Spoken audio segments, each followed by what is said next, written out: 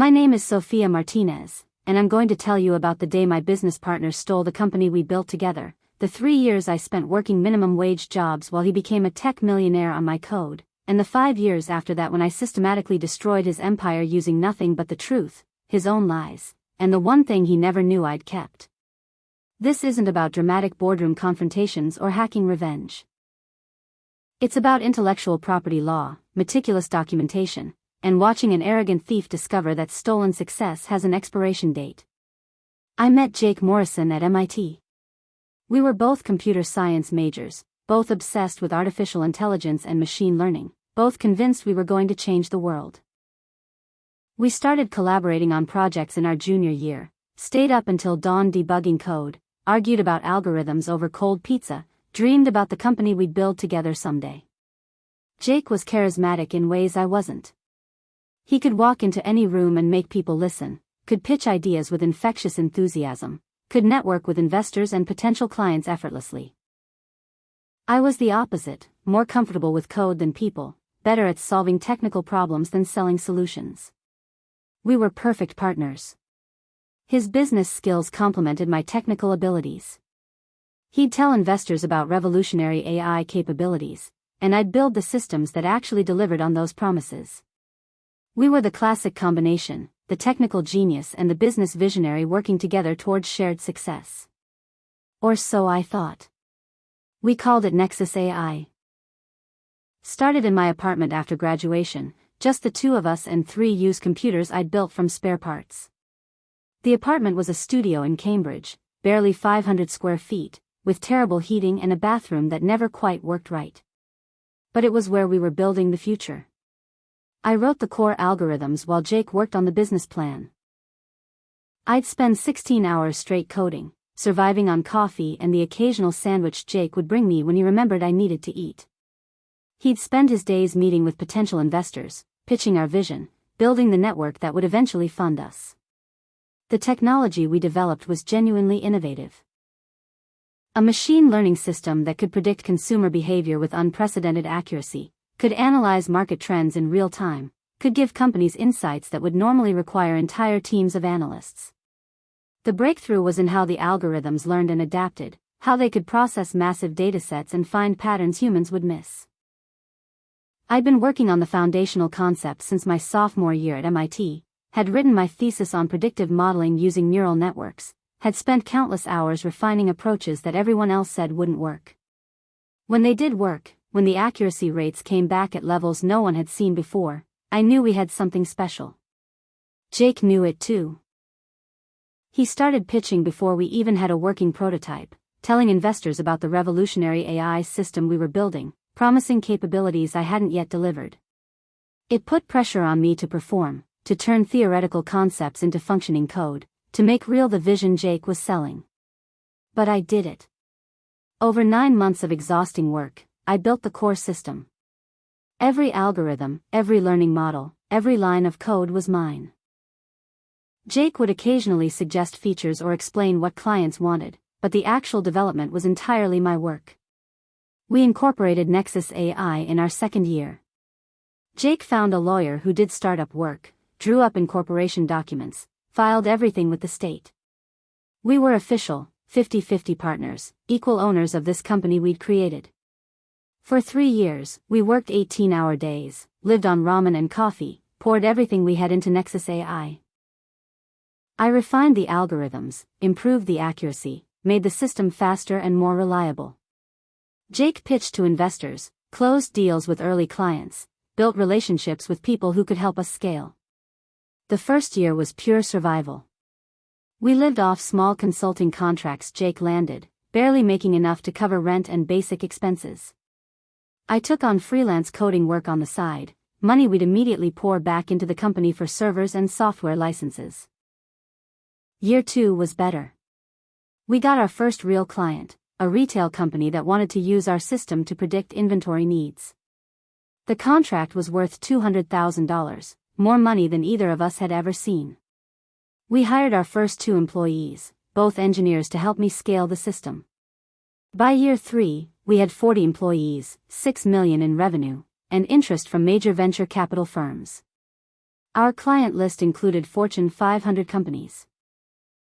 The technology worked even better than I'd hoped, consistently delivered insights that saved clients millions of dollars, created value that was undeniable. We were on the edge of something huge, something that could make us both wealthy beyond anything we'd imagined. Tech publications were writing about us. Other AI companies were trying to figure out how our system worked. We were the hot startup everyone wanted to invest in. That's when Jake started talking about restructuring. "We need proper corporate governance," he'd say during our late-night working sessions. "Clear equity structures, professional management, the kind of setup that sophisticated investors expect. We can't operate like a startup forever if we want to raise a Series B round." I agreed. We'd been making things up as we went, had the informal structure of two friends building something together. If we wanted serious investment, we needed to look serious. Plus, Jake added, "We need to protect your IP. Make sure everything is properly assigned to the company, that we have clear ownership of all the technology. Investors will require that before they write big checks." That made sense. I'd been so focused on building that I hadn't thought much about legal protection of what I'd created.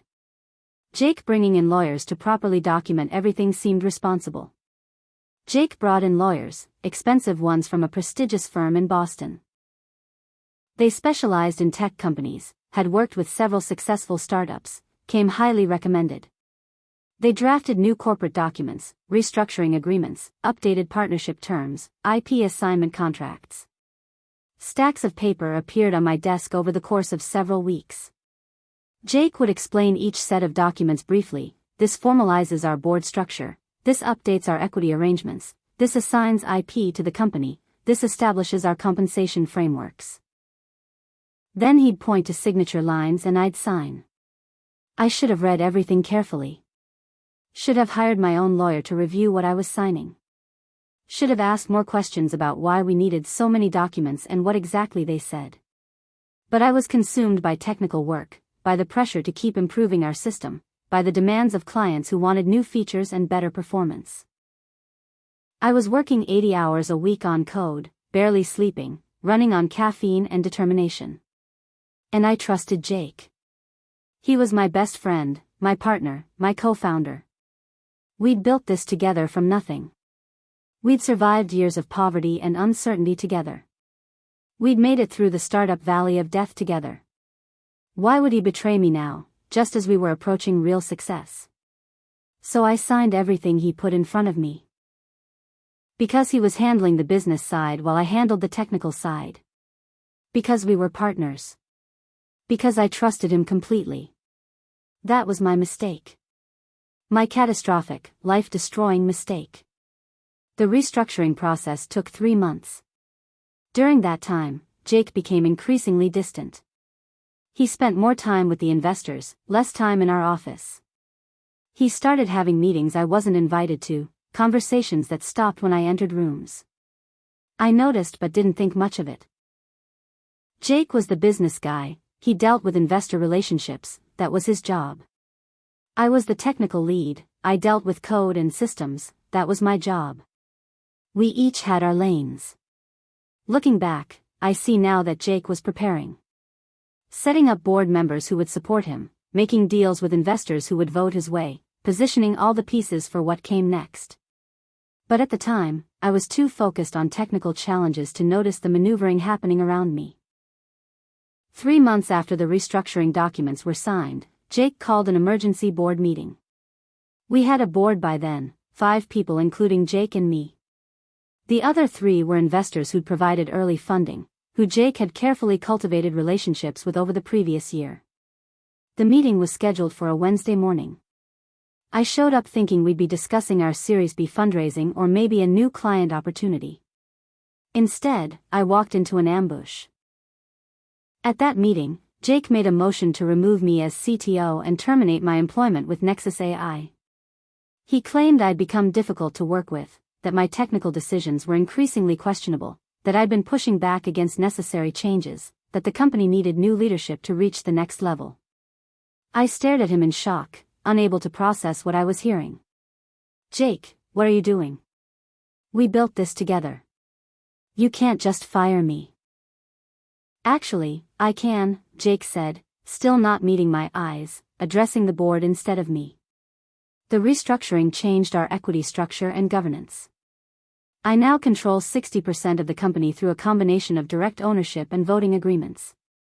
The board has the authority to make personnel decisions, including removing officers.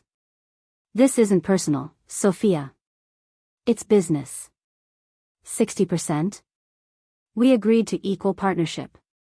50-50. That's what we've always been. That was our original structure, yes.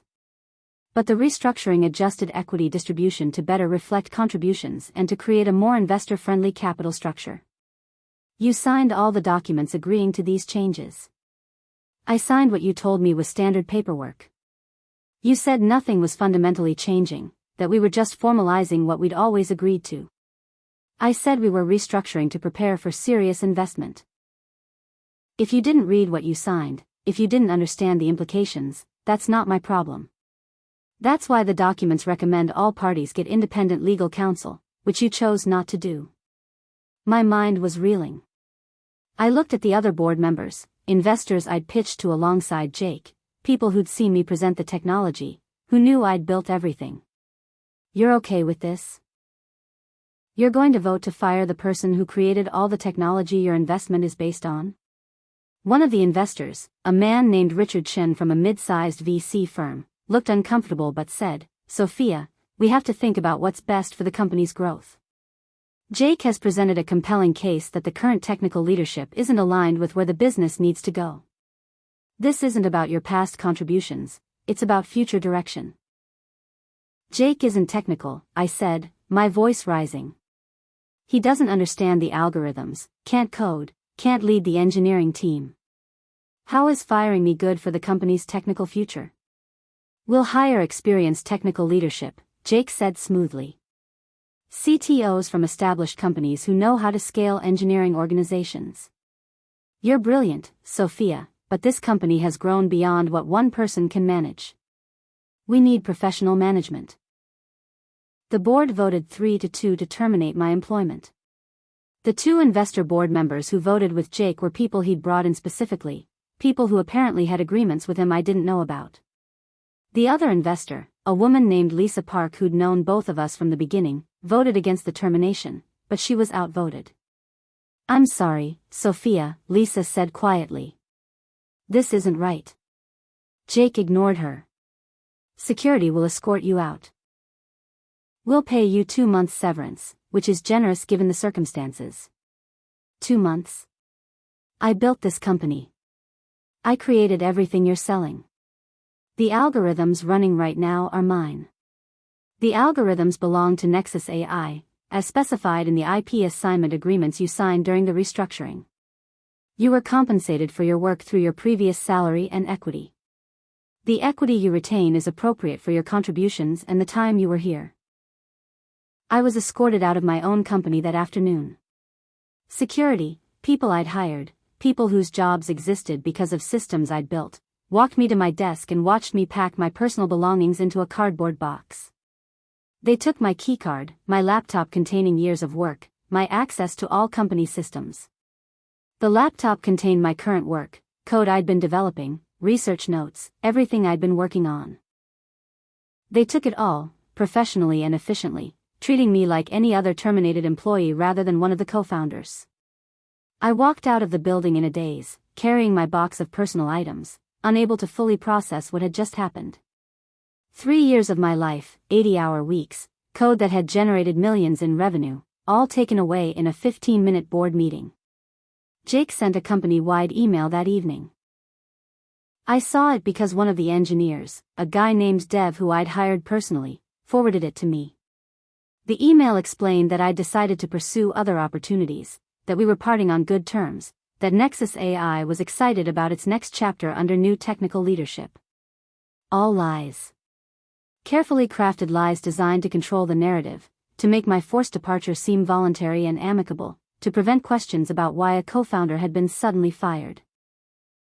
I spent that night in my apartment, the same studio where we'd started Nexus AI, trying to understand what had happened.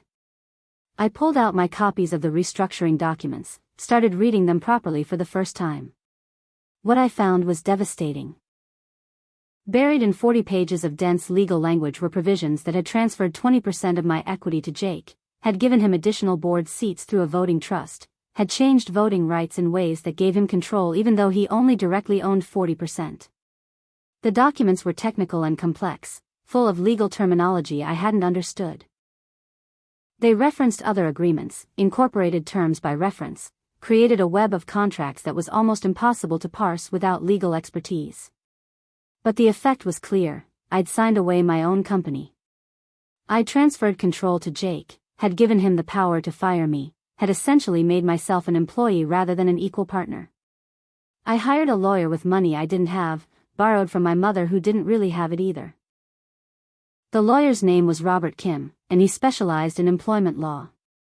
I showed him the restructuring documents, explained what Jake had told me versus what the documents actually said, detailed how I'd been pushed out. Robert read everything carefully, asked detailed questions, took notes. After 2 days of review, he called me back in for a meeting. "This is fraud," he said bluntly. "Jake deliberately misrepresented what these documents contained. He told you they were formalizing your existing relationship when actually they were fundamentally changing it. That's fraudulent inducement. Can we sue?" "Yes. We can file suit for fraud, breach of fiduciary duty, and potentially a few other claims. But you need to understand what you're getting into. This will take years. It'll cost hundreds of thousands of dollars. Jake has the company's resources to fight you, can hire armies of lawyers, can drag this out until you're broke. What are my chances? Honestly? Maybe 50-50. The documents are technically legal, you did sign them.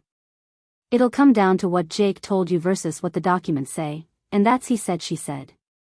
Juries are unpredictable, judges vary in how they handle these cases.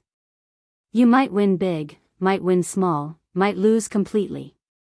So I should just accept that he stole my company? I'm not saying that. I'm saying you should go in with realistic expectations. This will consume years of your life and might not end the way you hope. I thought about it for 2 days. Then I told Robert to file the lawsuit. The legal battle consumed the next 6 months. We filed a comprehensive complaint alleging fraud, breach of fiduciary duty, and constructive theft of the company. Jake's lawyers responded with a motion to dismiss, arguing that all claims were barred because I'd voluntarily signed the restructuring documents. The motion hearings took weeks. Judge after judge reviewed our arguments, considered the evidence, made rulings on procedural issues. The legal fees mounted, $5,000 here, $10,000 there, money I didn't have and was borrowing from family and friends. Meanwhile, Jake made sure the industry knew I'd been fired for performance issues. I started hearing from former colleagues, people at other companies, all telling me the same thing. Jake was spreading rumors that I'd become difficult, unreliable, that my technical judgment had deteriorated, that the company had no choice but to let me go. My reputation in tech was being systematically destroyed. When I applied for jobs at other AI companies, interviews that started promising would suddenly end without offers. I eventually learned that hiring managers were calling Nexus AI for references, and whoever they talked to was confirming Jake's narrative about performance issues. I couldn't get hired in my own industry. Companies saw that I'd been terminated from Nexus AI after just 3 years and assumed there were problems. No one wanted to hear my side of the story about fraud and theft. They just saw a fired employee with an axe to grind. The lawsuit dragged on. Discovery was extensive and expensive. Jake's lawyers demanded every email I'd ever sent, every document I'd ever created, every record of every interaction I'd had with the company. They buried me in document requests and depositions, clearly trying to exhaust my resources. After 6 months, I was broke. I'd spent everything I had on legal fees, my lawyer had done more work than I could pay for, and the case was nowhere near resolution. Robert sat me down and gave me the reality. "We can keep fighting," he said. "But you're out of money. I can't keep working for free. Jake knows this. His strategy is to drain you financially until you have to give up. And it's working. So he wins. He steals my company and I just have to accept it. That's how the system works sometimes. The person with more resources can outlast the person with justice on their side. I'm sorry, Sophia. But unless you can find funding to continue, we have to stop. I couldn't find funding. No one wanted to invest in a lawsuit with uncertain odds and massive legal fees. I had to drop the case, had to accept that Jake had stolen my company and I couldn't afford to fight him. I lost everything. My company, my equity, my life's work, my best friend, my career in tech, my savings, my reputation. At 28 years old, with a degree from MIT and 3 years building revolutionary AI technology, I was unemployable in my own industry and deeply in debt. I ended up working retail at a tech store in Cambridge, selling computers and phones to college students. The irony wasn't lost on me, explaining tech products to people while knowing I'd created AI systems those students would someday use without ever knowing my name. The retail job paid $12 an hour. I worked 40 hours a week and barely made enough for rent and food. I moved out of my studio apartment into a shared house with 3 roommates, lived in a tiny room with a futon and a desk, survived on rice and beans and whatever cheap food I could find. After 6 months, I couldn't take retail anymore. The constant standing, the forced cheerfulness, the terrible pay. I found a job as a waitress at a restaurant near MIT, figured at least I could make tips. That lasted 4 months before the manager said I wasn't friendly enough with customers, that I needed to smile more, be more personable. I was fired from a waitressing job. That's how far I'd fallen. I found work doing data entry at a law firm. 8 hours a day typing information into databases, mindless work that paid $14 an hour. It was soul-crushing, using maybe 1% of my brain capacity, but it paid rent and I didn't have to smile at anyone. I watched from a distance as Jake took Nexus AI public. The IPO was in the tech news everywhere. The company's valuation hit $200 million. Jake rang the opening bell at NASDAQ, was interviewed on CNBC, appeared on the cover of business magazines. He made $40 million in the IPO. Bought a mansion in Newton, drove a Tesla, was featured in Boston Magazine's 40 Under 40 list. Every article praised his vision, his technical genius, his innovative approach to machine learning. None of them mentioned me. I'd been erased from the story of Nexus AI, written out of history like I'd never existed. Jake had stolen my work in my company, and now he was being celebrated as a genius entrepreneur for it. I fell into a depression. Not clinical depression requiring hospitalization, but the grinding everyday depression of knowing your life had been stolen and there was nothing you could do about it. I'd wake up, go to my data entry job, come home, eat cheap food, and go to sleep. Day after day, week after week, month after month.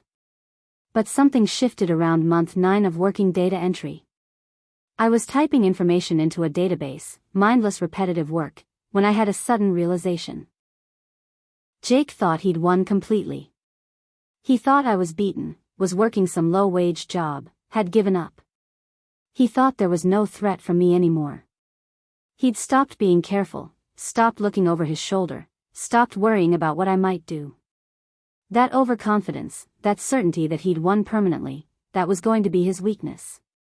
Because Jake had made one critical mistake. In his rush to steal the company, in his confidence that I was beaten, in his arrogance about having covered all his bases, he'd overlooked something crucial. Before the restructuring, before everything fell apart, I'd been religious about documentation. It was just good practice, something my father had taught me when I was learning to code as a kid. Always keep backups. Always document your work. Always maintain version control. I kept detailed records of all my work, maintained personal copies of every algorithm I developed, saved every email about technical decisions and code development. Every version of the code, from initial concepts through final implementations. Every research note, every technical document, every breakthrough moment. Those backups were on my personal cloud storage, not on any company system. When security walked me out, when they took my work laptop and shut off my access to company systems, they got the current versions of everything.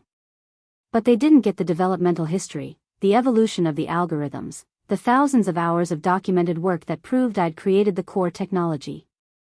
I had every version of the code from the very beginning, all time-stamped and dated. I had emails to Jake explaining algorithms he didn't understand, teaching him concepts he couldn't grasp, solving technical problems he couldn't begin to approach. I had documentation proving that every breakthrough innovation Nexus AI was built on came from me, not him. I had the receipts. All of them. Going back 3 years to when we first started working together at MIT. Jake didn't know this. He assumed when they took my laptop and shut off my access, they'd gotten everything. He assumed I had no proof of my contributions, no way to challenge his narrative that he was the technical genius behind Nexus AI. He was wrong. Completely, catastrophically wrong. I spent the next 2 years working my data entry job during the day and teaching myself intellectual property law at night.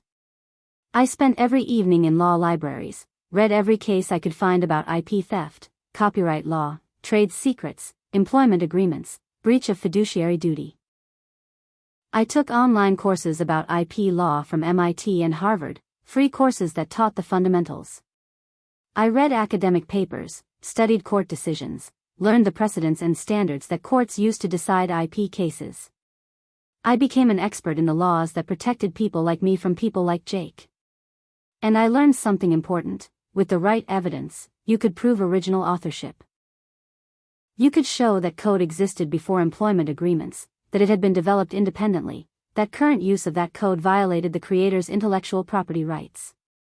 And I had that evidence. Years of it. Meticulously documented. Time-stamped. Irrefutable.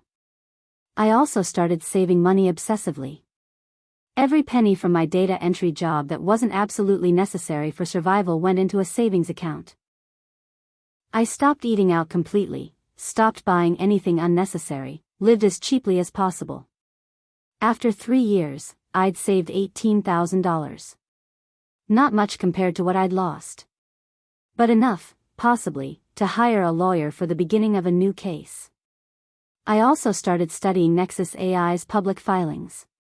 As a public company, they had to disclose financial information, executive compensation, major contracts. I read every quarterly report, every annual filing, every proxy statement. What I found was interesting. The company was doing well financially, but there were hints of problems. Several key engineers had left. There were lawsuits from clients about system failures. The stock price was volatile, suggesting investors were concerned about something. I dug deeper, called former colleagues who'd left Nexus AI, asked them what was happening inside the company.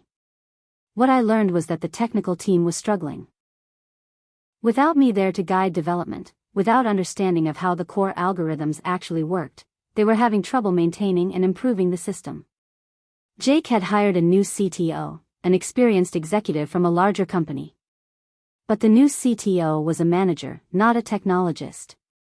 He didn't understand the AI systems at a fundamental level, couldn't guide innovation, couldn't solve the hard technical problems.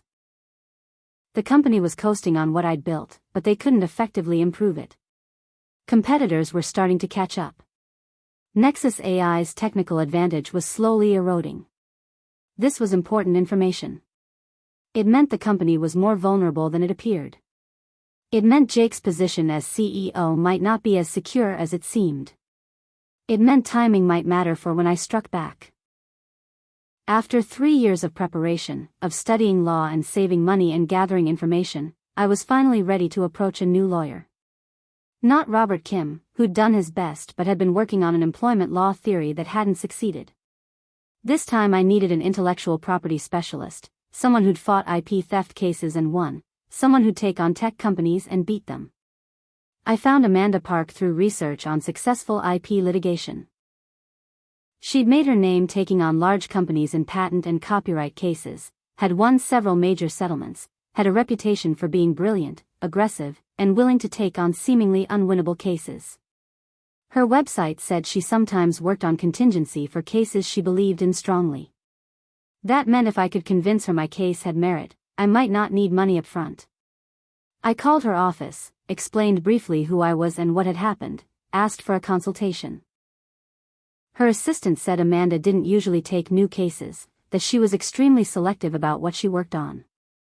Tell her I have 3 years of timestamp documentation proving I created the core technology behind a $200 million AI company, I said. Tell her I can prove intellectual property theft with evidence that's never been seen in court. Tell her this case could set precedents for protecting technical founders. Amanda called me back personally 2 hours later. Come in tomorrow at 9 a.m. Bring everything you have.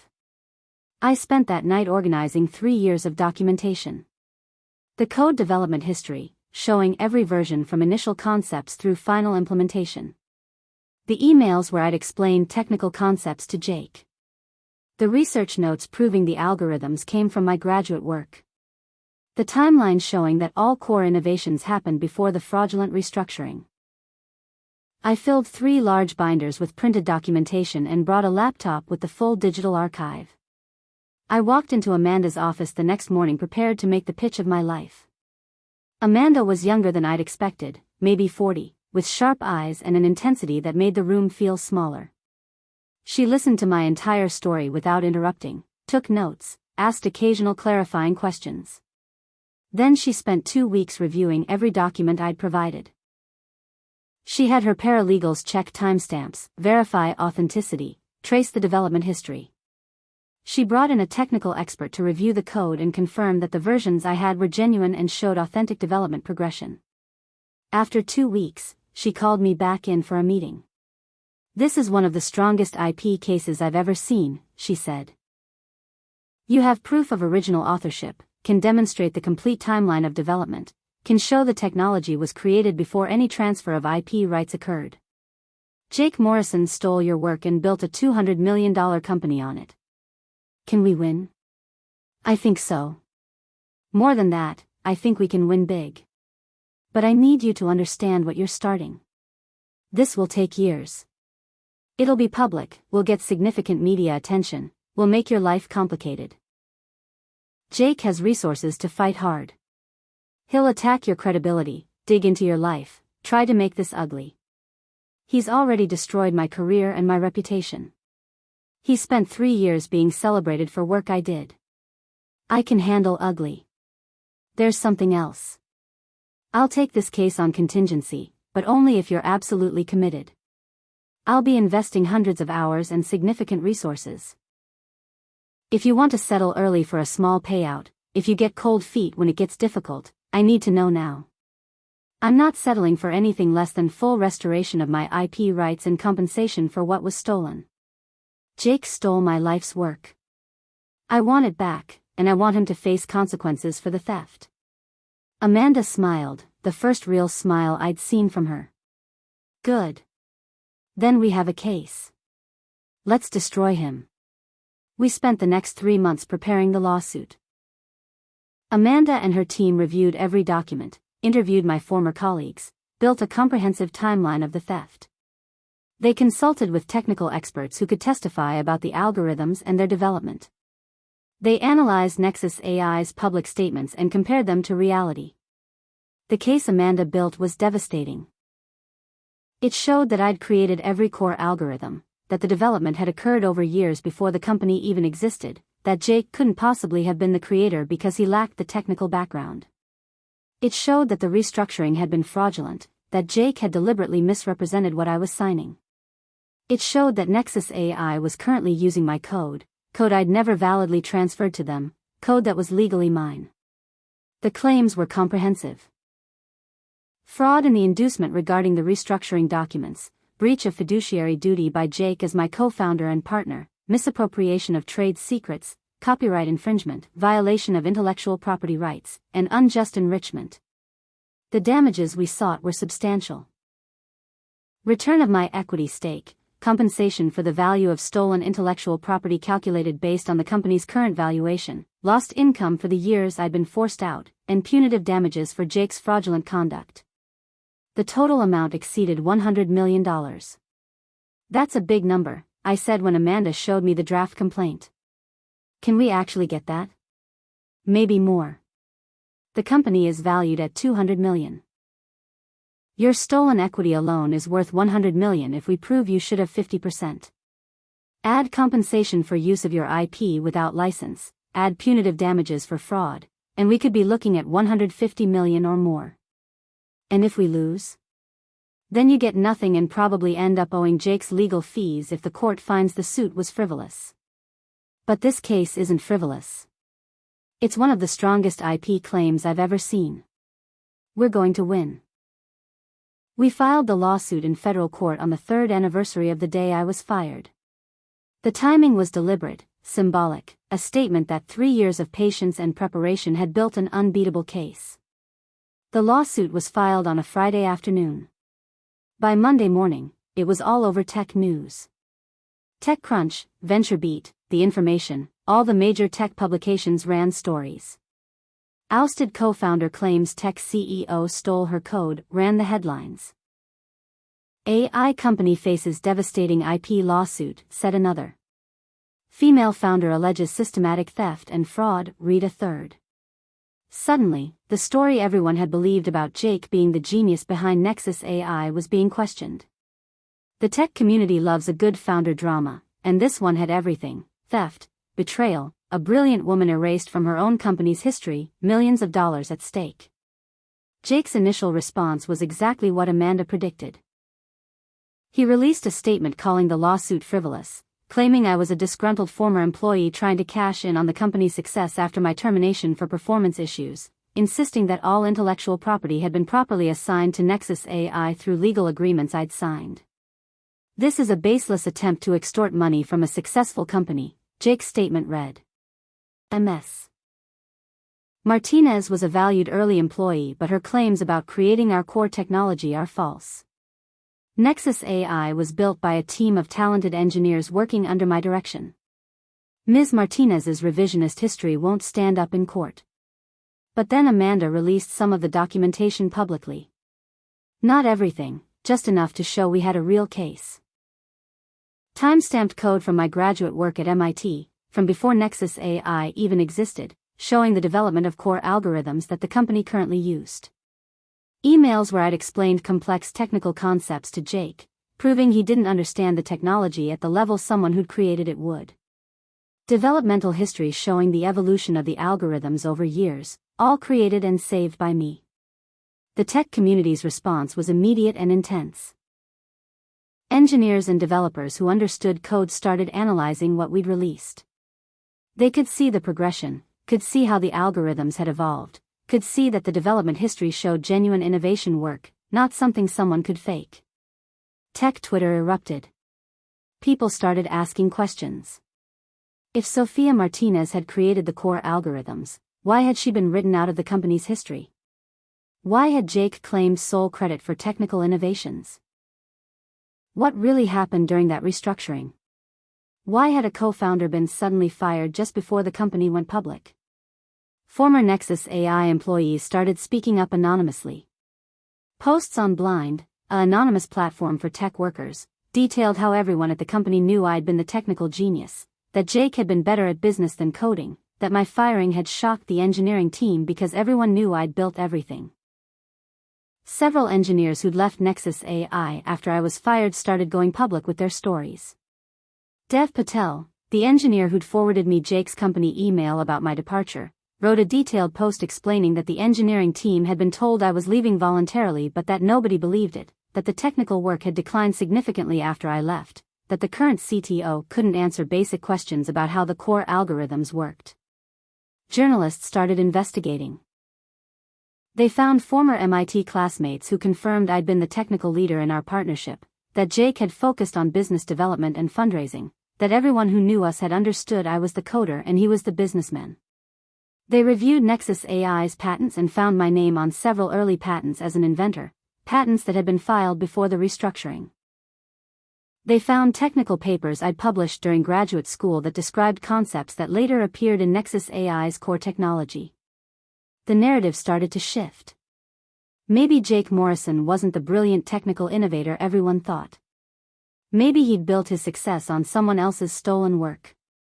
Maybe the company's recent technical struggles were because the real genius had been forced out and erased. Nexus AI's stock price started to drop. Not dramatically at first, just a few percentage points. But then investors started asking questions. If the company's core technology had been stolen, if the IP claims weren't legitimate, what did that mean for the business? Could they lose the rights to their own algorithms? Was the entire company built on theft? The stock dropped 10%, then 15%, then 20%. Billions of dollars in market capitalization disappeared as investors got nervous about the lawsuit and what it might reveal. Jake fought back hard. His lawyers filed motions to dismiss, claiming the statute of limitations had expired, arguing that I'd consented to all transfers of rights, asserting that the case should be thrown out before trial. They filed a countersuit accusing me of theft of trade secrets for keeping copies of code after my employment ended. They also attacked me personally. Jake's legal team filed documents calling me unstable, vindictive, desperate for money. They detailed my employment history since being fired, highlighting the retail and food service jobs, suggesting this proved I wasn't a capable engineer. They brought up the failed lawsuit from 3 years earlier, suggesting I was a serial litigant who blamed others for my own failures. Amanda had prepared me for this. They'll try to destroy your credibility, she'd warned. They'll make you look bitter and incompetent. We need to stay focused on the evidence, on the code, on the documentation that proves you created everything. The motion hearings took months. Judge after judge reviewed arguments, examined preliminary evidence, considered legal standards. Jake's lawyers were good, expensive, well prepared. But Amanda was better. She methodically demolished every argument. The statute of limitations? It didn't start running until I discovered the full extent of the fraud, which was when I finally read the restructuring documents carefully after being fired. Consent to transfer rights? Invalid because it was procured through fraud. The countersuit for trade secrets? The code was mine before it was the company's. I had every right to keep my own work. The judge denied the motion to dismiss. The case would go to trial.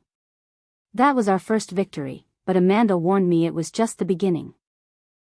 Now comes discovery, she said. They'll demand everything from you, every document, every email, every communication. They'll depose you for days, try to catch you in inconsistencies, try to break you down. And we get to do the same to them. Discovery was brutal and lasted over a year. Jake's lawyers demanded every document I'd ever created, every backup I'd made, complete records of everything. They wanted to examine my computers, my cloud storage, my personal files. They were looking for any sign that I'd taken the code maliciously, that I'd stolen rather than simply backed up my own work. Amanda and her team carefully reviewed everything before production, protected what was privileged, redacted what was personal. But we had to turn over massive amounts of material. In return, we demanded everything from Nexus AI. Every email Jake had sent, every document about the restructuring, every communication about me and my firing. We demanded source code for their current systems, wanted to compare it line by line to the code I developed. We demanded financial records showing how much the company had made using my algorithms.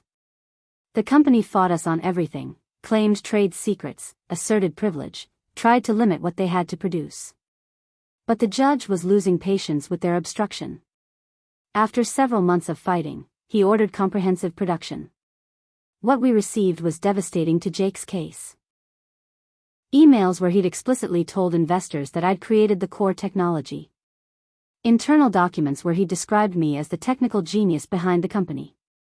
Board minutes where he'd credited me with breakthrough innovations. Messages where he'd admitted to executives that he didn't fully understand how the algorithms worked. We also found emails about the restructuring that were incredibly damaging.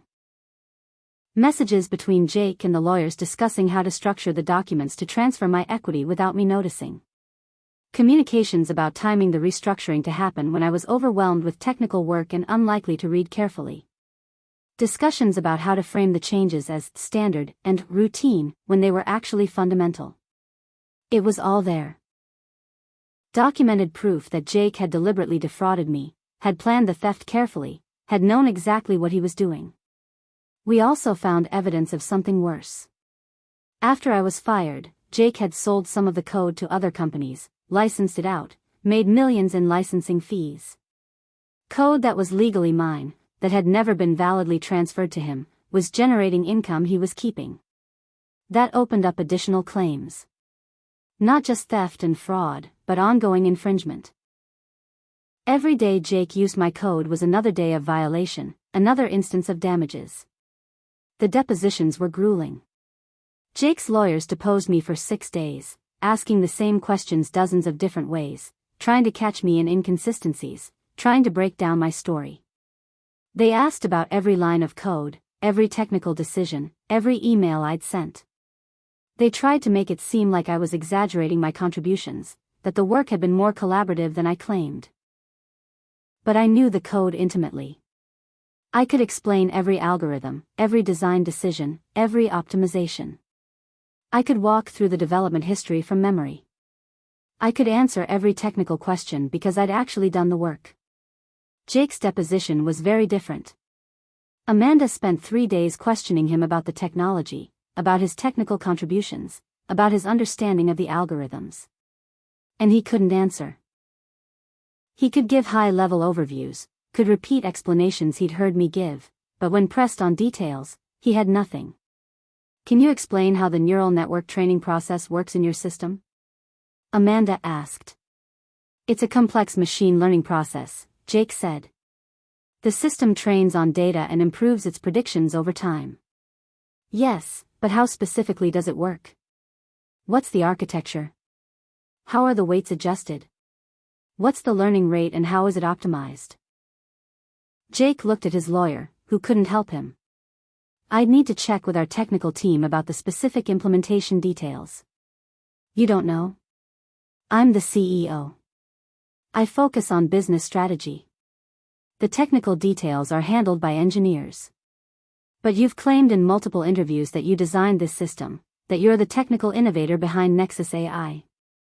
How can you have designed something you can't explain? Jake had no good answer. His deposition went on like that for 3 days, with Amanda systematically proving that he didn't understand the technology he claimed to have created. We also deposed the lawyers who drafted the restructuring documents. They admitted under oath that Jake had specifically requested language that would transfer equity without it being obvious in a quick reading. They confirmed that he'd insisted on incorporating key provisions through references to other documents rather than stating them clearly in the main agreement. One of the lawyers, a man named David Brennan, was particularly damning. When Amanda asked why the documents had been structured to obscure the equity transfer, he said, Mr. Morrison wanted to ensure the restructuring would go smoothly without lengthy negotiations. He felt that if Ms. Martinez fully understood the extent of the changes, she might object or slow down the process. So he deliberately hid the true nature of the changes from her? Brennan looked uncomfortable. I advised him that all parties should have independent counsel review the documents. He assured me Ms. Martinez was aware of the changes and comfortable with them. But he didn't want her to have time to fully understand what she was signing. I can't speak to his motivations. I drafted what he asked for. The evidence kept mounting. Every deposition, every document production, every piece of discovery added to the overwhelming proof that Jake had stolen my company through deliberate fraud. But the trial was still months away, and the stress was taking its toll. I was still working my data entry job during the day, spending evenings and weekends preparing for trial with Amanda and her team. I had no social life, no hobbies, no existence beyond work and lawsuit preparation. I was 31 years old and my entire life was consumed by this case. I also started receiving threats. Anonymous emails telling me to drop the lawsuit, that I was hurting innocent employees by damaging the company's stock price, that I was a bitter person trying to destroy someone else's success. Some were crude and threatening, others were more sophisticated, claiming to be from concerned investors or employees. Amanda reported the threats to the judge and to law enforcement. The court issued a protective order, but the emails kept coming. Someone created fake social media accounts posting lies about me, calling me a fraud, a thief, unstable and dangerous. Jake claimed he had nothing to do with it, but I didn't believe him. Someone was running a coordinated campaign to discredit me, and Jake had both motive and resources to do it. Despite the harassment, we kept preparing. Amanda brought in expert witnesses, computer scientists who could testify about code development and authorship, economists who could calculate damages, legal experts on intellectual property and fraud. We built a case that was comprehensive and overwhelming. The trial was scheduled to begin 18 months after we filed the lawsuit. By that point, Nexus AI's stock price had dropped 40% from its peak. Jake had been forced to sell personal assets to pay legal fees and cover margin calls on loans he'd taken against his stock. His mansion went up for sale. His Tesla was replaced with a more modest car. The public was watching the case closely. It had become a symbol of broader issues in tech. Founders being forced out, women being erased from companies they'd built, business people taking credit for technical work they hadn't done. People who'd never heard of Nexus AI were following the case because it represented something larger. The trial began on a Monday in October, 6 years after I'd been fired, 9 years after Jake and I had started Nexus AI in my apartment. The courtroom was packed with journalists, tech industry observers, former colleagues, and people who'd been following the case online. Judge Elizabeth Morrison, no relation to Jake, was presiding. She was known for being brilliant, impatient with nonsense, and extremely thorough. She'd reviewed all the pretrial motions carefully and clearly understood the technical issues involved. Amanda's opening statement was powerful. She laid out the timeline clearly. 2 students at MIT become partners, build revolutionary AI technology together, incorporate a company as equal owners. 1 partner fraudulently restructures to steal control, forces out the real technical genius, becomes a multimillionaire on stolen work while the creator works minimum wage jobs. This case is about theft, Amanda told the jury. Not violent theft, not theft at gunpoint, but theft through fraud and manipulation. Jake Morrison stole Sophia Martinez's life work through carefully planned deception. He lied about what legal documents said. He hid key provisions in dense language. He waited until she was overwhelmed with work to strike. And when he'd successfully stolen her company, he erased her from history, took credit for her innovations, and became rich and famous on her code. Jake's lawyer, a man named Thomas Reed from one of Boston's most expensive firms, tried to paint a different picture. He argued that I'd been an employee who'd signed standard documents, that I'd been compensated fairly, that my termination had been legitimate, that I was now trying to rewrite history because I was bitter about being fired. Ms. Martinez was a talented engineer, Reed said. But she was one engineer among many who contributed to Nexus AI. Mr. Morrison built the business, raised the funding, created the company that gave Ms. Martinez's code value. Without his business acumen, her algorithms would be sitting in an academic paper somewhere, unused and worthless. She was paid fairly for her contributions through salary and equity. This lawsuit is about greed, not justice. Then came the witnesses. Amanda called me first, had me walk the jury through the entire story. The partnership with Jake at MIT, the years of development work, the creation of the core algorithms, the restructuring fraud, the firing, the erasure from company history. I spent 3 days on the stand, testifying about the technology, explaining the code, showing how I developed everything. Amanda had me walk through specific examples, showed the jury my original notes and early versions of code, demonstrated the clear progression from initial concept to final implementation. Jake's lawyer cross-examined me aggressively, tried to suggest I was exaggerating my role, that the work had been more collaborative than I claimed. But I knew every detail, could answer every question, could explain every technical decision because I'd actually made those decisions. Isn't it true that Jake Morrison contributed ideas to the algorithm development?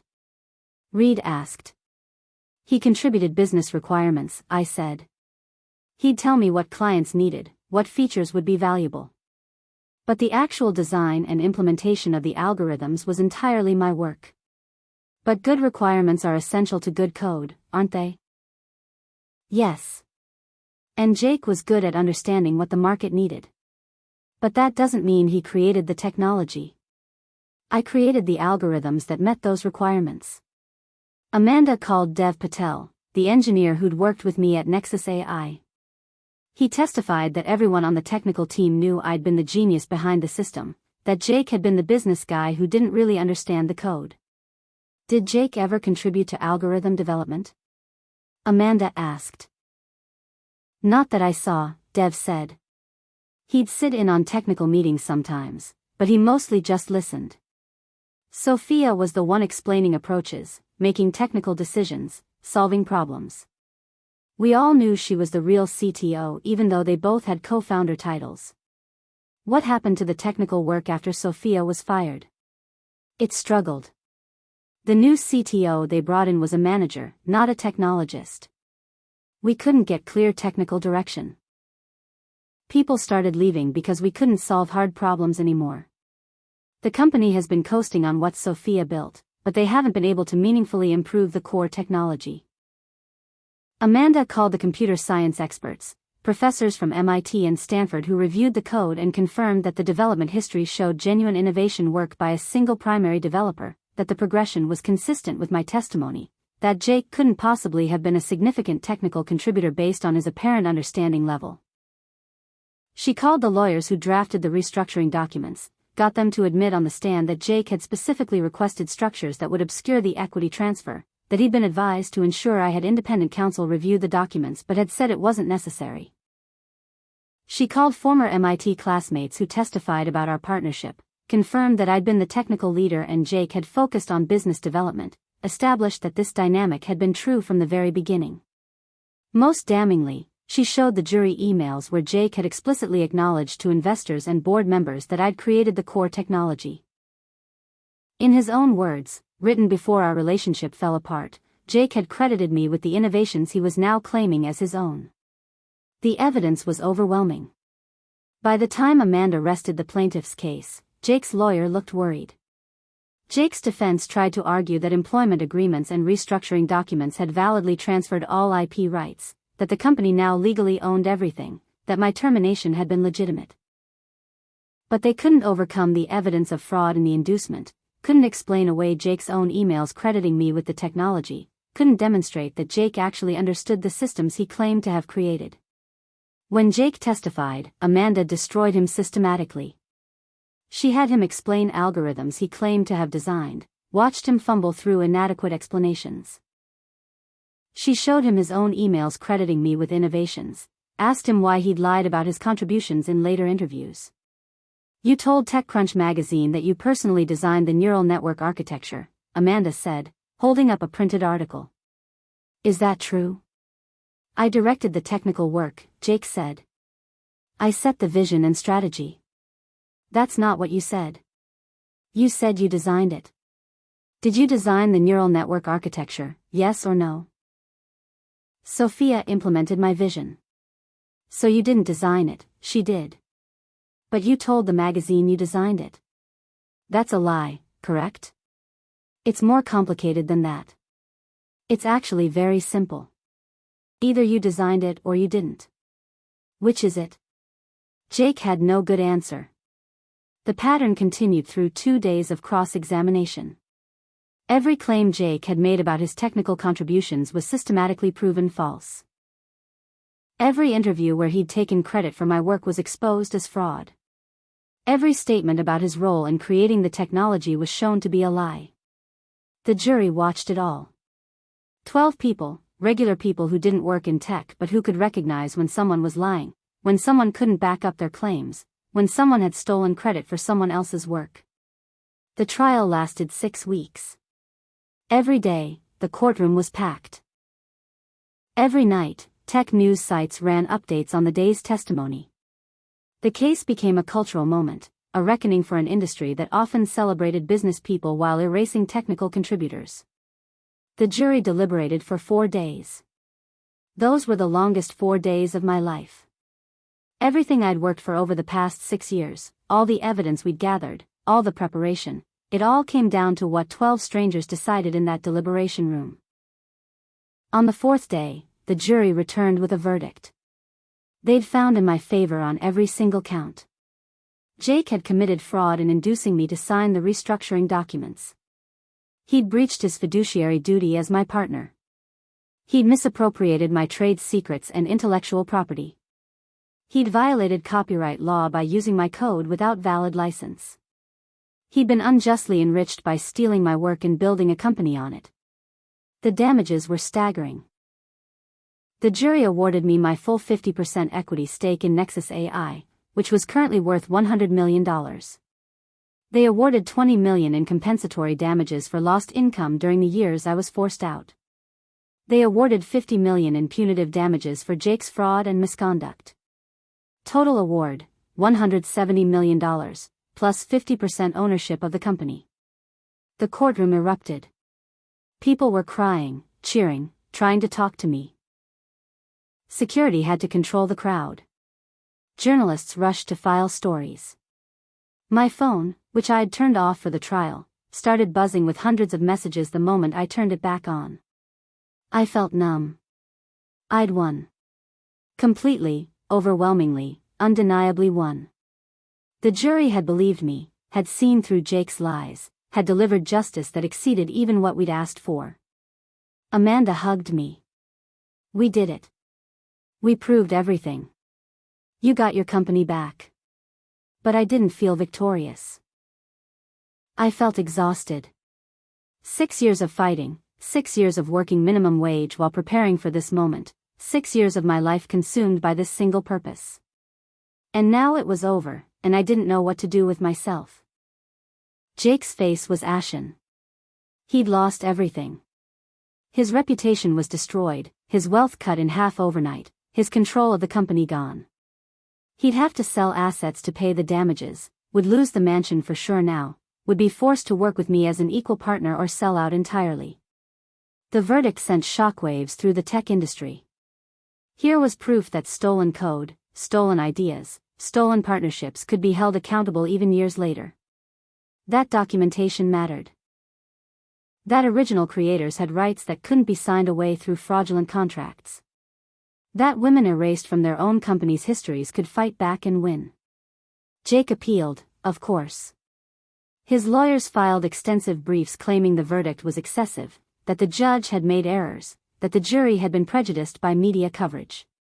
They spent another year fighting, burning through more money, trying desperately to avoid the consequences. But the appeals court upheld the verdict entirely. The documentation was too strong, the fraud too clear, the theft too obvious. Every claim we'd made had been proven beyond doubt. The original verdict stood. 7 years after being fired, 8 years after the fraudulent restructuring, I walked back into Nexus AI as a 50% owner. The company was worth less than it had been, the stock price depressed by years of litigation and bad publicity. But it was mine again. Half of it was mine. Jake was still CEO technically, but he no longer had control. Every major decision now required my approval. The board had been restructured to reflect our equal ownership. He couldn't make a move without me agreeing to it. The first board meeting was tense and awkward. Jake sat at one end of the table, I sat at the other. The other board members, some new since the trial, looked uncomfortable trying to navigate this new dynamic where two founders who'd been at war now had to work together. We need to discuss the company's direction, Jake said, trying to sound professional, trying to pretend we were just business partners dealing with normal strategic questions. We need to discuss you, I said. The jury confirmed that you stole this company through fraud. You've been the public face of technology you didn't create, taking credit for work you didn't do. You lied to investors, to employees, to the public. That's not sustainable. The company can't move forward with you in leadership. What are you proposing? Jake asked, the professional facade cracking slightly. I'm proposing you resign as CEO. The company needs to publicly acknowledge what happened, needs to restore truth about how the technology was really created. I should be CEO, should have operational control, should finally get credit for the work I did. And if I refuse? Then I'll make running this company impossible for you. I have 50% voting rights now. I can block every decision. I can demand full transparency on every deal. I can make your life here unbearable until you leave voluntarily. Or you can leave now with some dignity intact and some equity remaining. We negotiated over the next month, with lawyers mediating every conversation. The settlement we reached was comprehensive. Jake would resign as CEO immediately, would transition to a non-operational board role with no management authority, would sell most of his remaining equity back to the company at a modest premium. The company would issue a public statement acknowledging my role as the primary creator of the core technology and apologizing for the previous erasure of my contributions. They'd correct the record in all company materials, would feature my story prominently, would make clear that Nexus AI was built on my innovations. I would become CEO, would take full operational control, would finally get the recognition and authority that should have been mine all along. Jake would keep a small equity stake, maybe 10% of the company after selling back most of his shares. He'd remain on the board but without any real power. His reputation would be permanently marked by the fraud verdict, his career as a celebrated tech entrepreneur effectively over. The public statement Nexus AI released was everything I'd wanted for 8 years. It detailed my role in founding the company and creating the core technology. It acknowledged that previous communications had failed to properly credit my contributions and had actively erased me from the company's history. It announced my role as CEO and Jake's resignation. It apologized, both to me personally and to the tech community for perpetuating false narratives about the company's creation. The tech press covered it extensively. I gave interviews explaining what had happened, showing some of the documentation, explaining how I'd been erased and how I'd fought back. I became a symbol for technical founders who'd been pushed out, for women erased from companies they'd built, for anyone who'd had their work stolen and had fought to recover it. But the interviews also revealed something I hadn't expected. Other people started coming forward with similar stories. Technical founders who'd been forced out, who'd watched business partners take credit for their work, who'd been erased from their own company's histories. The problem was bigger than just me and Jake. It was a systematic issue in tech, a culture that valued salesmanship over creation, that celebrated charismatic CEOs while ignoring the engineers who actually built the products. As CEO of Nexus AI, I started making changes immediately. I implemented new policies protecting technical founders, ensuring that people couldn't be forced out of companies they'd built without extraordinary cause and transparent process. I required that all patents and technical achievements properly credit the actual creators. I made sure engineering got recognition equal to business development. I also started rebuilding the technical team. Many of the best engineers had left during the years of litigation and uncertainty.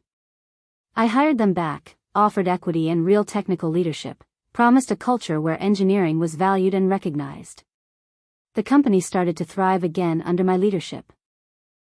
I understood the technology deeply, could make informed decisions about product development, could lead technical teams effectively.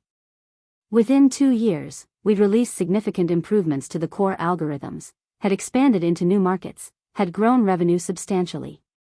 The stock price recovered and eventually exceeded its previous highs. The company was valued at $400 million. My 50% stake was worth $200 million.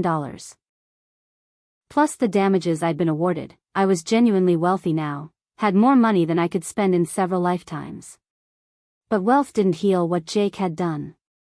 It didn't give me back the years I'd lost, the career trajectory that had been derailed, the friendships that had been destroyed, the innocence about business partnerships that could never be recovered. 8 years after being forced out, I was successful beyond measure. I'd won completely, had proven the theft, had recovered my company and my reputation, had become wealthy and respected. But I was also alone, hardened, unable to trust easily, marked permanently by years of fighting. I started therapy to process everything. My therapist, Dr. Rachel Kim, specialized in trauma and helped me understand that the 6 years of poverty and fighting had left scars that success couldn't heal. "You achieved justice," she said during one session. "But justice isn't the same as healing. You proved you were wronged, you recovered what was stolen, you held Jake accountable. Those are real accomplishments. But they don't undo the trauma of betrayal, don't restore the years that were taken, don't heal the fundamental wound of having your trust violated so completely. So what do? You start building a life beyond the fight. You remember that you're more than just the person who was wronged and who fought back. You figure out who Sofia Martinez is when she's not in battle mode. That was harder than I expected. For 8 years, I'd been defined by loss and recovery, by fighting and surviving, by documenting and litigating. I didn't know how to just live, how to exist without a mission, how to be a person rather than a weapon. I started slowly. I joined a rock climbing gym, found physical challenge that wasn't about fighting anyone. I took cooking classes, learned to create something just for the pleasure of it. I volunteered teaching coding to underprivileged kids, found meaning in helping others learn what I loved. I also started dating again, tentatively and carefully. It was hard to trust, hard to open up, hard to believe someone might want me for myself rather than my money or connections. But I met people, went on dates, slowly remembered how to have relationships that weren't about fighting or surviving. 9 years after Jake stole my company, 10 years after we started Nexus AI, I could finally tell the story without the consuming anger that had sustained me through years of minimum wage work and legal warfare. What he'd done was real and terrible, the betrayal genuine, the theft undeniable. My response had been necessary and effective. The lawsuit had recovered what was stolen, had held Jake accountable, had restored truth.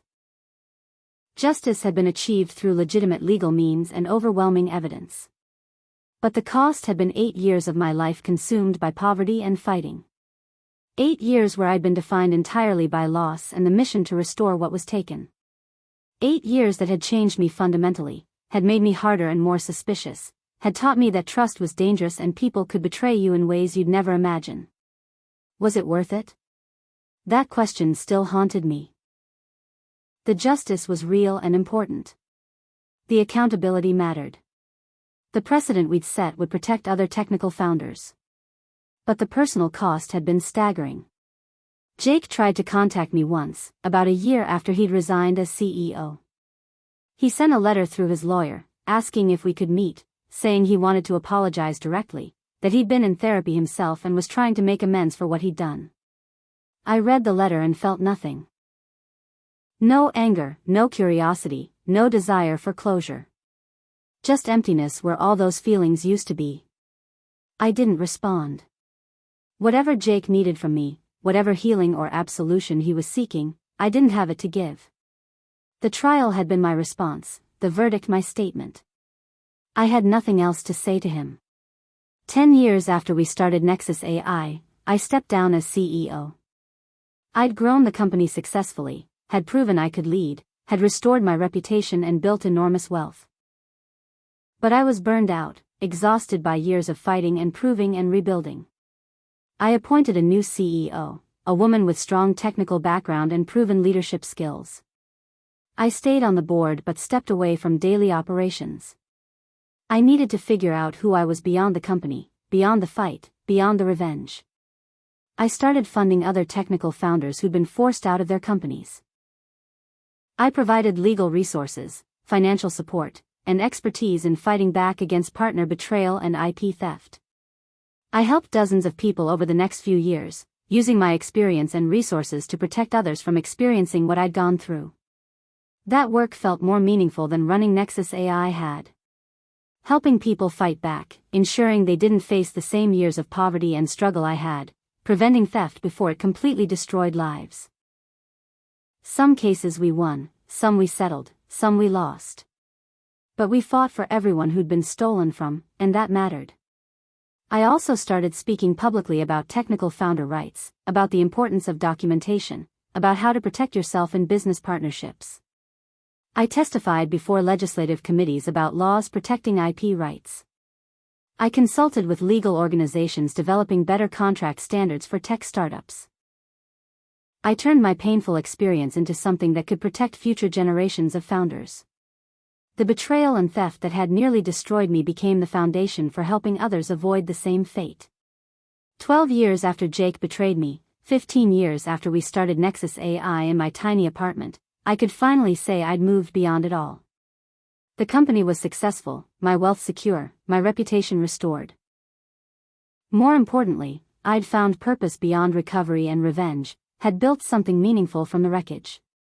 Jake had tried to erase me, to steal my life's work and build success on stolen code. Instead, he'd forced me to become someone who couldn't be erased, who fought back effectively, who recovered everything through documentation and persistence and legal precision. The revenge had been complete.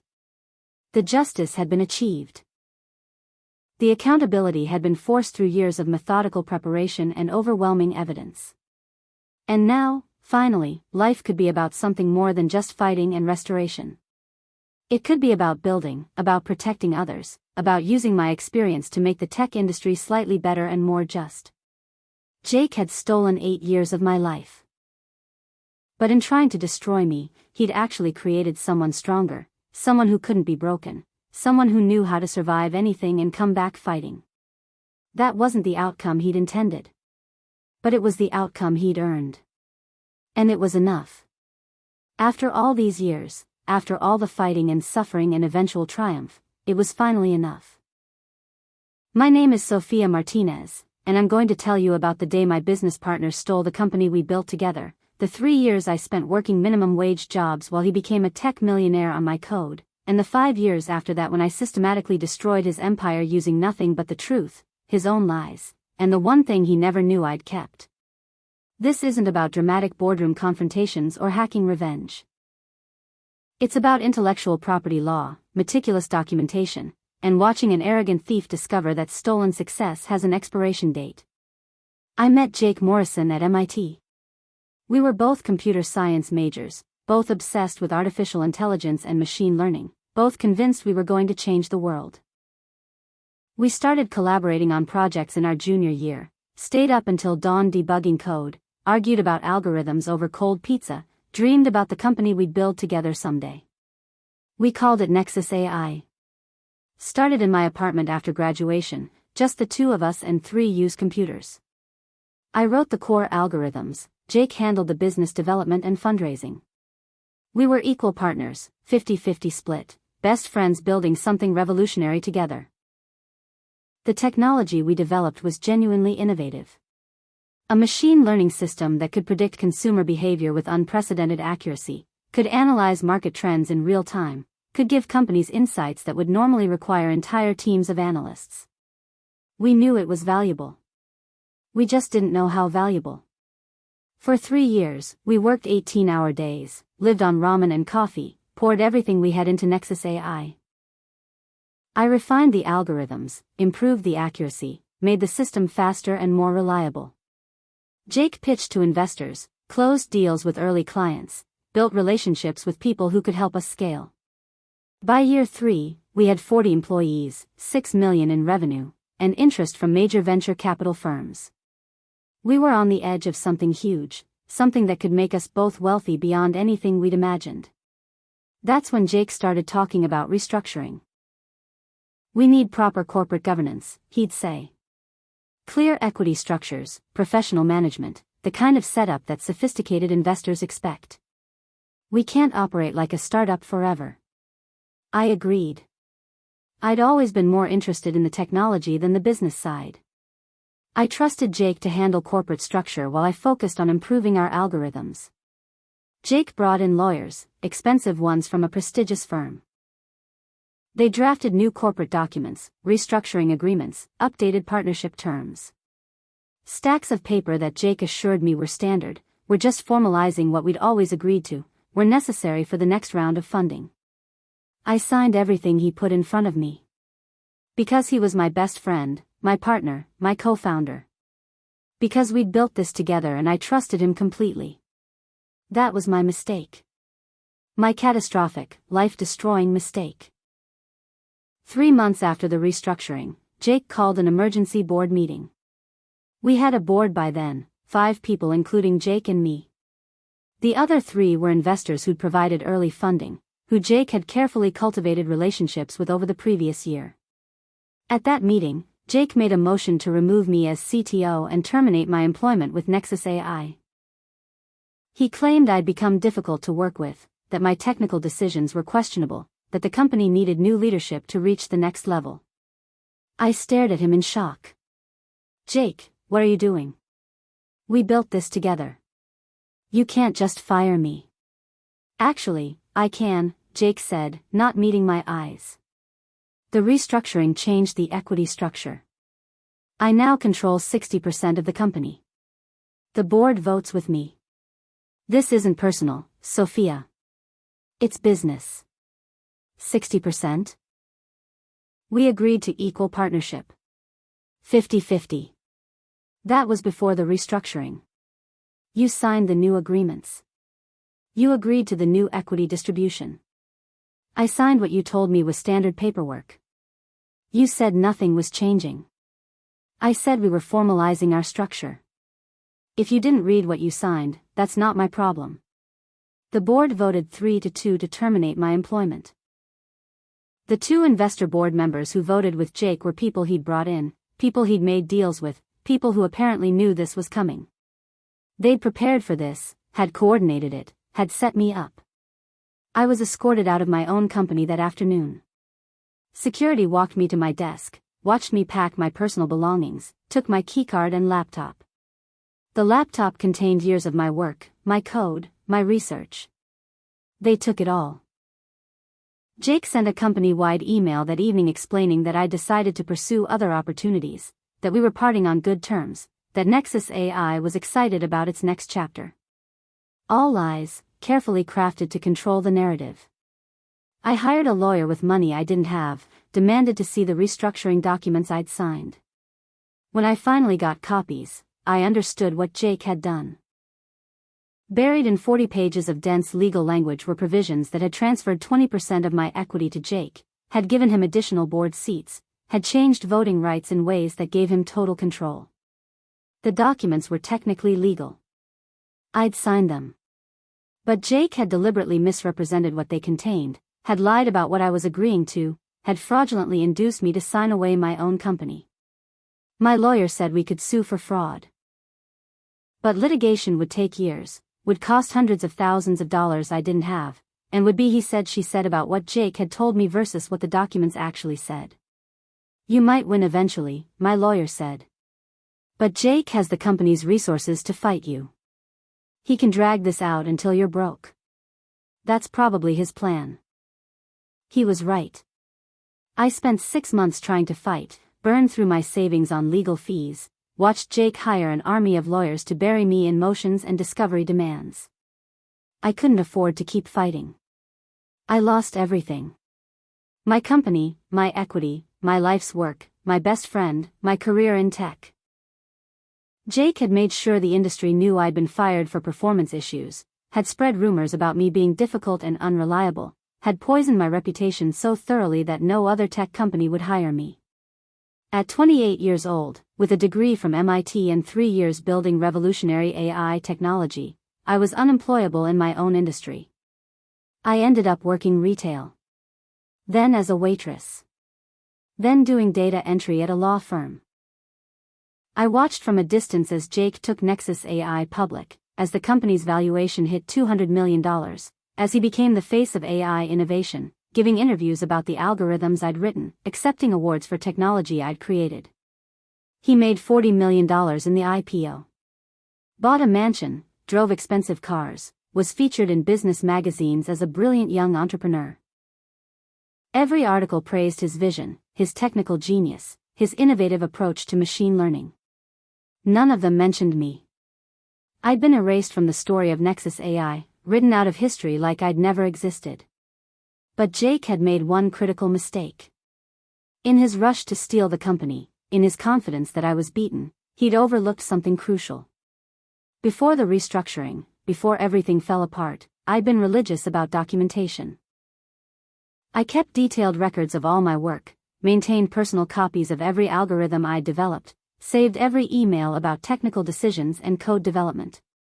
It was just good practice, backing up my work, protecting years of research.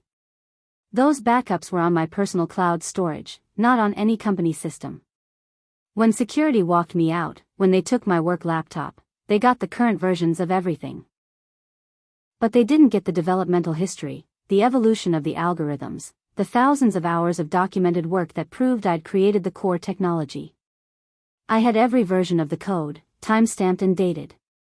I had emails to Jake explaining algorithms, teaching him concepts he didn't understand, solving technical problems he couldn't handle. I had documentation proving that the breakthrough innovations Nexus AI was built on came from me, not him. I had the receipts. All of them. Going back 3 years. Jake didn't know this.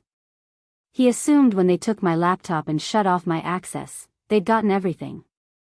He assumed I had no proof of my contributions, no way to challenge his narrative that he was the technical genius behind Nexus AI. He was wrong. I spent 3 years working low-wage jobs, saving every penny I could, living in a shared apartment with 3 roommates, eating cheaply, sacrificing everything. I was patient. I waited. I learned. I also started studying intellectual property law. Spent every free moment in law libraries, took online courses, taught myself about copyrights, trade secrets, fraudulent inducement, breach of fiduciary duty. I became an expert in the laws that protected people like me from people like Jake. I learned about a case similar to mine, a programmer who'd been forced out of a company he'd co-founded, who'd later successfully sued for ownership of code he'd written. The case had established precedents about employee versus contractor rights, about who owned intellectual property when documentation could prove original authorship. The key was proving original authorship.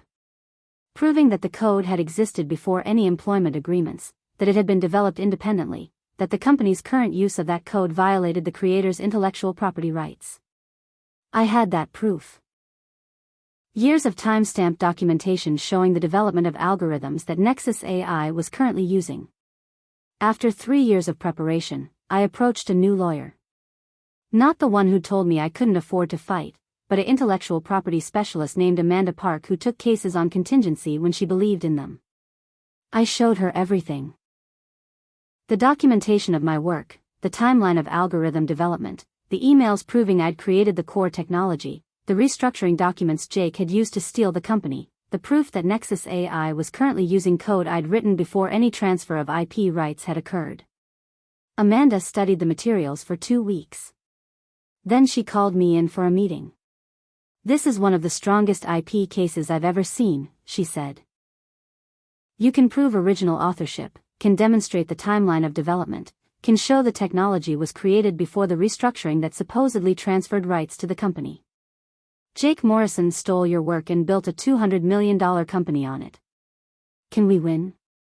"I think so. But I need you to understand what you're starting. This will take years. Jake has resources to fight hard.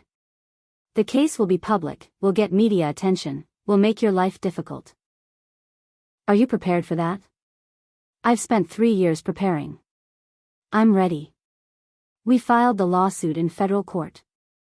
The claims were comprehensive: fraud in the inducement regarding the restructuring documents, breach of fiduciary duty by Jake as my co-founder and partner, misappropriation of trade secrets, violation of intellectual property rights, and unjust enrichment. The damages we sought were substantial. Return of my equity stake, compensation for the value of stolen intellectual property, and punitive damages for Jake's fraudulent conduct. The lawsuit was filed on a Friday. By Monday, it was all over tech news. "Ousted co-founder claims tech CEO stole her code," ran the headlines. Suddenly, the story everyone had believed about Jake being the genius behind Nexus AI was being questioned. Jake's initial response was dismissive. He released a statement calling the lawsuit frivolous, claiming I was a disgruntled former employee trying to cash in on the company's success, insisting that all intellectual property had been properly transferred to Nexus AI. But then we released some of the documentation. Timestamped code from before the company was even incorporated, showing the development of core algorithms. Emails where I'd explained complex concepts to Jake, proving I understood the technology at a level he didn't. Developmental history showing the evolution of the algorithms over time, all created and saved by me. The tech community started asking questions. If Sofia Martinez had created the core algorithms, why had she been written out of the company's history? Why had Jake claimed sole credit for technical innovations? What really happened during that restructuring? Journalists started investigating.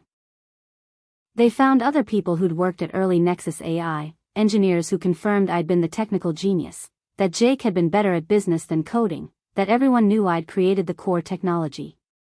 They found former MIT classmates who remembered our partnership, who confirmed that I'd been the primary developer and Jake had focused on business development. The narrative started to shift. Maybe Jake Morrison wasn't the brilliant technical innovator everyone thought.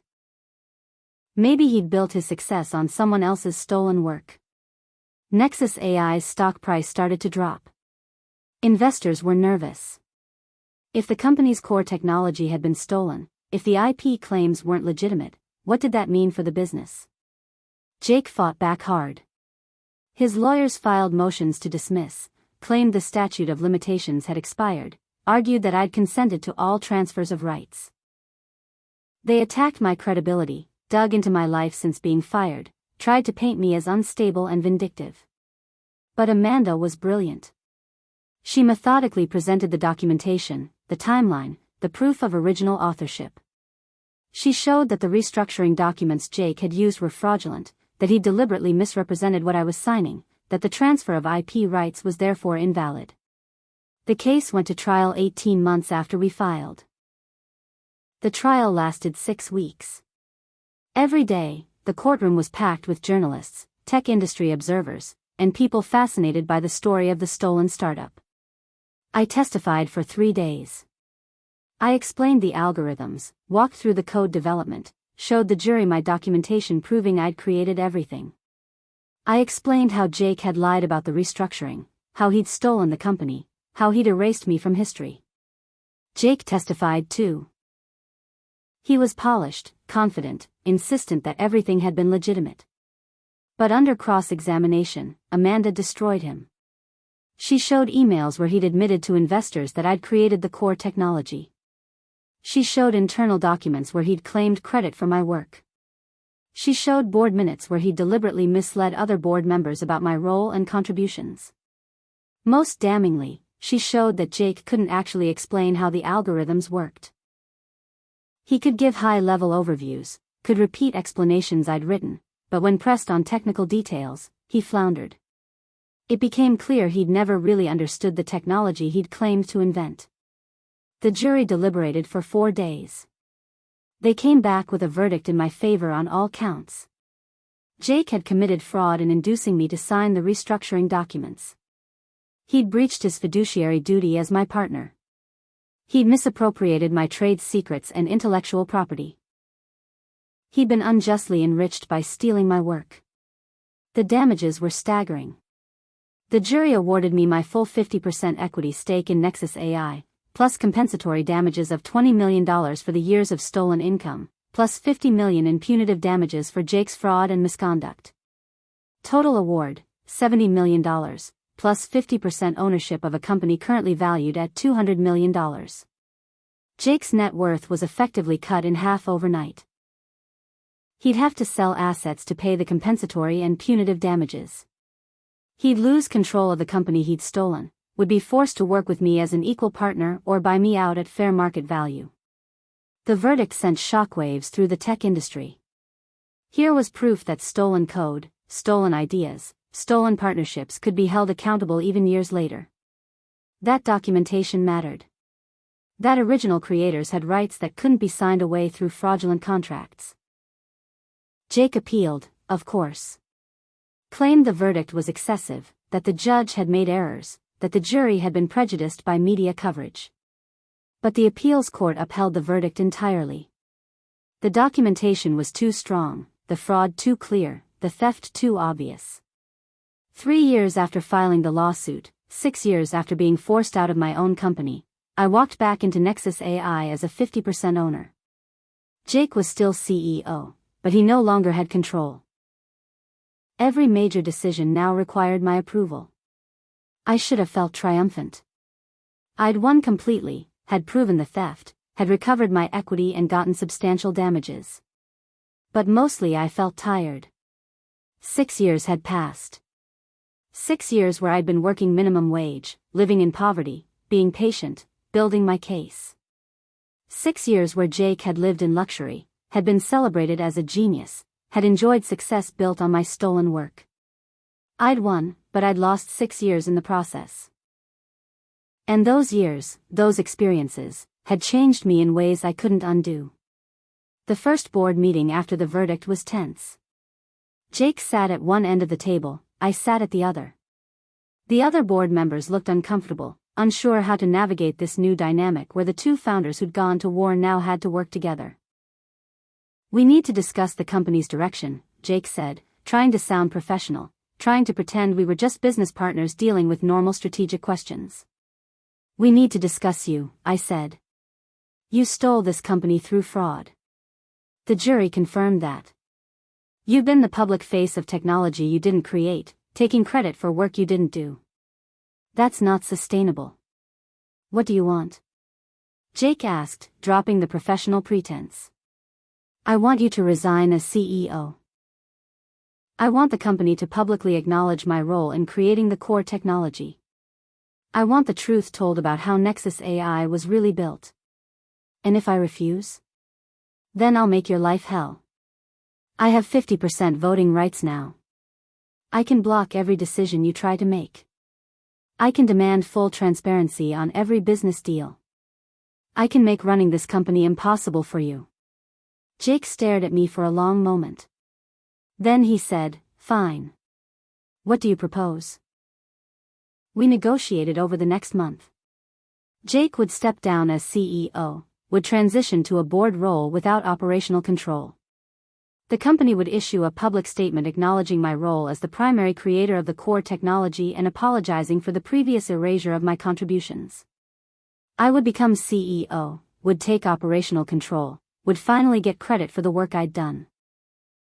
Jake would keep his equity minus what he'd have to sell to pay the damages, but he'd lose the power and the public glory. His reputation would be permanently marked by the fraud verdict. The public statement Nexus AI released was everything I'd wanted. It detailed my role in creating the company and developing the core algorithms. It acknowledged that previous communications had failed to properly credit my contributions.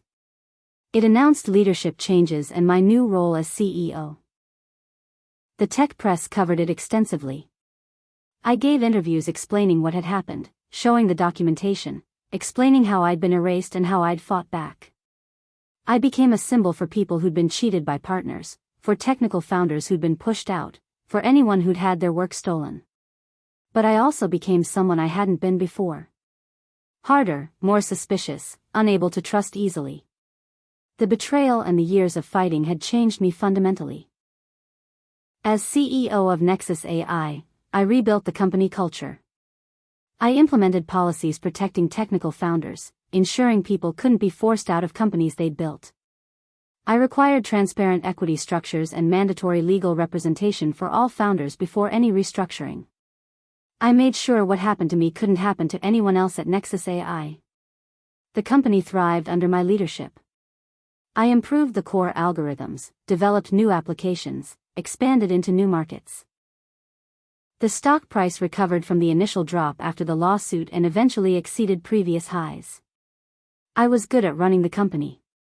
Better than Jake had been, because I actually understood the technology, could make informed decisions about product development, could lead technical teams effectively. But success felt hollow. I'd spent 6 years fighting to get back what should have been mine all along. And those 6 years, that poverty and struggle and single-minded focus on revenge, had cost me things I couldn't quantify. 7 years after being forced out, 8 years after Jake and I first started Nexus AI, I sat in the CEO office looking at financial reports showing record profits. We were worth over $500 million now. My 50% stake was worth $250 million. I'd won. Completely and thoroughly. I'd recovered my company, exposed Jake's fraud, become wealthy beyond anything I'd imagined in those days of working retail and living with roommates. But I was alone. No relationship, no close friends, no life outside the company. The 6 years of fighting had consumed me so completely that I'd forgotten how to be a person beyond the mission. I started therapy, trying to process everything that had happened. My therapist, Dr. Lisa Chen, asked me what I'd expected victory to feel like. I thought it would feel satisfying, I admitted.